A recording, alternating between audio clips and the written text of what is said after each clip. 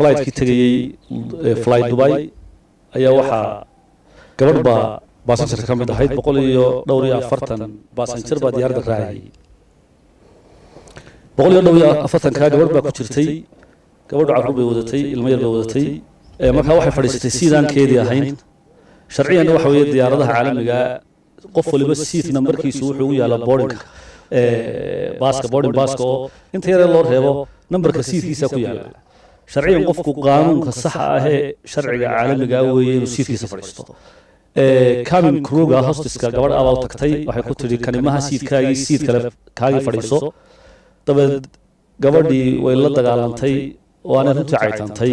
dabeedna gabadhii hostes tahay way isku xanaaqeen aad bay afku uga xumaaday sidaan warbixinta ku hayo igu soo siiyeen maamulka madaarku intaasi markay dhacday maamulka madaarku iyo shaqaalaha kale operationka ay joogay waxay isku diyaarinayeen inay dejiyaan passengerka oo dhan dee waxa guux baa dhex galay diyaaradahana waxaas uma fiicna runtii oo waxay hawada maraya waa very sensitive security-gooda iyo safety-gooda waa arrin xasaasi ah arrin ciyaar geli karta maaha reportka markaa waxaa la gaarsiiyey tanka diyaaradda wada go-aan buu qaatay ah inaan qofkaasi raacin maadaama violent yahay markaa runtii wasiirku wuxuu ka mid ahaa passengerka oo dhan wasiirhaada ama madaxweynaha noqotee cidda diyaaradda gudaheeda ku jirta waxaa ka mas-uula kabtanka ayaa ka mas-uula mas-uuliyadda markuu qofku galo diyaaradda way ka wareegtay qofkaasi xilnimadiisi waxaa ka mas-uula waxaan ku dhaha kabtanka diyaaradda aniga waa layla soo hadlay way waxay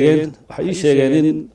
kabtanku leeyahay qofkii diyaaraddii nama raacayo waa ina laga reebaa maadaama uu violent yahay qofkaasi oo dee dagaalamay ma damaanad qaadayo safetyga diyaaradda telefoonkan kala hadlay aad baan isugu dayay inaan maaragtay si dhinaca humanitarianka ka eegno waayo wax sharciga ku taagan yahay isagu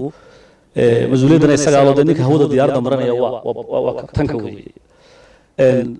marka kabtanku wuxuu soo jeediyey laba shay wuxuu yihi waxaan doonaynaa annagu dee mas-uuliyaddii respectively si ixtiraam ku jiro wasiir ma damaanad qaadayno dee mas-uuliyaddii safetyga diyaaradda qofkani waa violent buu sidan warbixinta ku hayo yuu ahaanin qofkani qof dee mushkilad keenaya ama ha ahaado haddii uu qaatay ninka kabtankii go-aanka ah inuu qofkani mushkilad ku yahay diyaaradda sharciyan waxa weeye in loo tixgeliyo waxaanu soo jeediyey in dadkii ama diyaaraddii laga rogo oo midhnaan ay diyaaradda ku tagto oo aanu isagu damaanad qaadayn safetygii isaga ka mas-uule wasiirna kama mas-uul aha cid kaloo la socotaana kama mas-uul aha iyo in qofkii laga reebo ka wasiir ahaan aniga markaan la hadlayay waxaa noo ii bannaanayd inaan sidii darhata dhacday ayaan kuru kale u dalbanay diyaaradda balay duwayba iyadoo joogta kurugii hore ka bedelay inaanu diyaarad kala dalbanno kuruga laga bedelo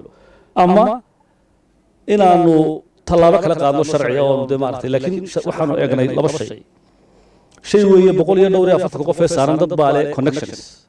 oo wadamo kala tegaya oo duway markay ka degaan connectionskoodaasi ka cancel garoobayaayo muddo sii joogayo khasaare iyo kos uu ku kacaya mar labaadkana safetyga diyaaradda iyo 140 qof ee saaran baa ka muhiimsan qof inta la soo reebo diyaarad kale dib loo saaro labada asbaabood awgood go-aanka aniga qaatay inaan diyaaradda ka soo dejiyo oo idhaahdo shaqaalaha qofka la soo reebo ma garanayo wasiirka waxa soo raaciyay ma qaraaba ma waan wada hadlay wasiirka telefoonkan ku wada hadlay